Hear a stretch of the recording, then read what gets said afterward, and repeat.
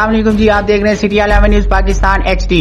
खबर शामिल करते हैं व्याड़ी से। हमारे ब्यूरो चीफ रजा अली की रिपोर्ट के मुताबिक डॉक्टरों का 8 किलोग्राम रसूली का कामयाब ऑपरेशन। तफसीलात के मुताबिक विहाड़ी DHQ अस्पताल में एक बच्ची का चेकअप किया गया।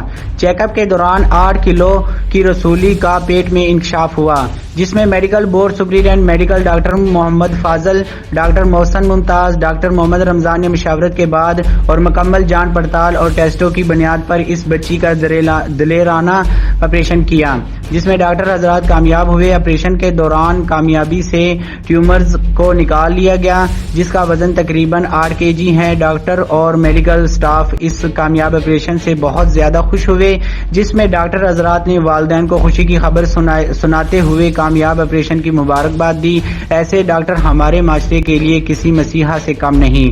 मजीद खबरों के लिए देखते रहिएगा सिटी 11 न्यूज पाकिस्तान HD।